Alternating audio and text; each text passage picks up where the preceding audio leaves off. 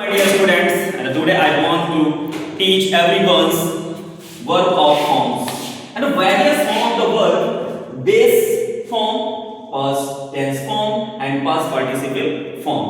Actually क्या होता है कि हम जब इंग्लिश में बात करते हैं तो हम कौन से टेंस में बात कर रहे हैं, कौन से टेंस से बात कर रहे हैं, हम टेंस में उस टेंस में कौन सी फॉर्म वर्ब की फॉर्म का यूज करना है, तो हम उसके बारे में जाने, जब जानेंगे तभी हम इंग्लिश में बोल सकते हैं और सेंटेंस को क्लियरली मेंटेन कर सकते हैं।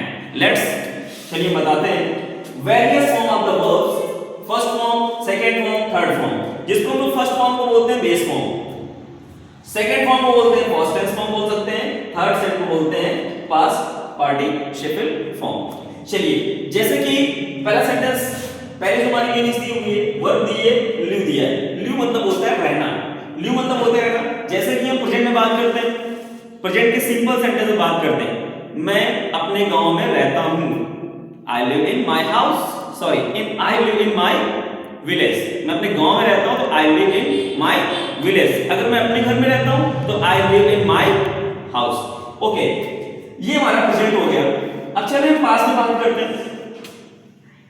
अब हम पास्ट में बात करते हैं तो पास्ट में पास्ट इंडेफिनिट किस पास्ट इंडेफिनिट में सिंपल सेंटेंसों के साथ बात करते हैं तो वहां पर वर्ब की सेकंड फॉर्म का प्रयोग किया जाता है। जैसे कह दिया गया, जैसे सिंपल सेंटेंस की बात किया, वह चला गया, वह चला गया, तो ही वेंट। इसी सेंटेंस से वो चला गया, ही वेंट, तो वहां पर हम सेकंड फॉर्म का प्रयोग करेंगे। गो की सेकंड फॉर्म होती है वेंट, तो वहां पर वह चला गया तो ही वेंट। फिर आती है हमारी थर्ड फॉर्म आती है।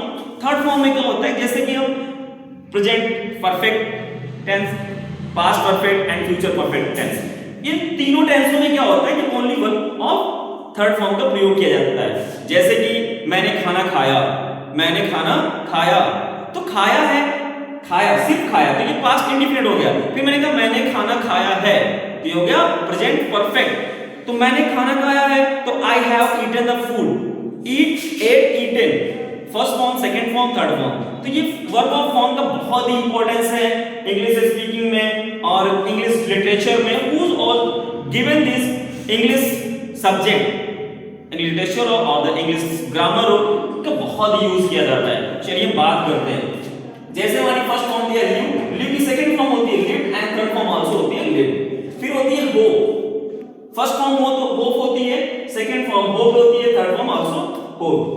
फिर आता है एक्ट, एक्ट मतलब होता है कार्य करना, क्रिया करना, एक्शन, लाइक फाइट करना, एक्ट करना, तो एक्टेड एंड एक्टेड। फिर होता है एब्यूज, एब्यूज मतलब होता है गाली देना किसी को। एब्यूज की सेकंड फॉर्म एब्यूज होती है, थर्ड फॉर्म आल्सो एब्यूज होती है।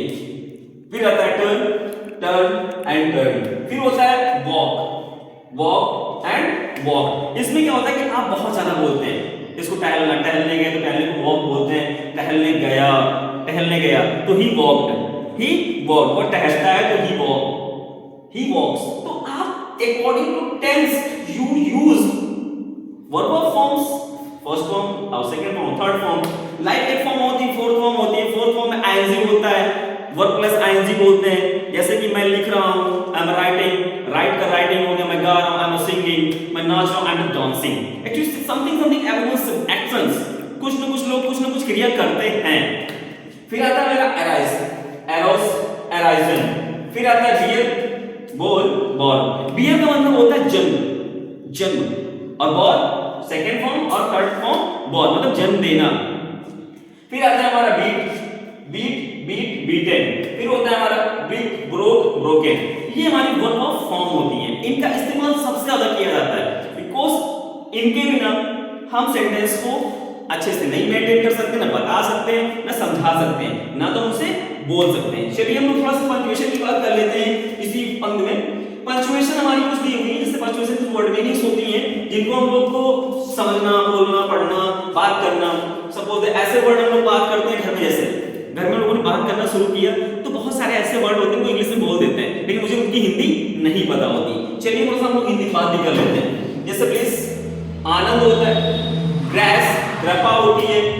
उसके बाद आता है प्राइड, प्राइड मतलब गौरव होता है। फेथ, फेथ मतलब विश्वास होता है, पीस मीन शांत होता है, होप मीन आशा होती है। अभी होप की बात मैंने की थी, यहाँ पर होप दिया है, first form, second form, third form में दिया है, तो होप ये भी दिया। होप मतलब होता है आशा, फिर होता है ट्रूथ सत्य होता है, जॉय प्रसन्नता होती है, कॉम शांत होता है, यूनिटी मतलब एकता होती है, यूनिटी मतलब एकता होती है, लव मतलब प्यार होता है, प्रेम होता है, सोल मतलब आत्मा होती है।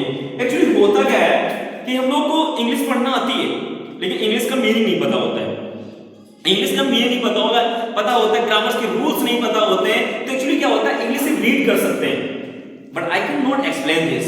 First of all, everyone who ever watching my videos and just see my all videos and understand given whatever the points, then I will meet you in the next video. Okay, bye.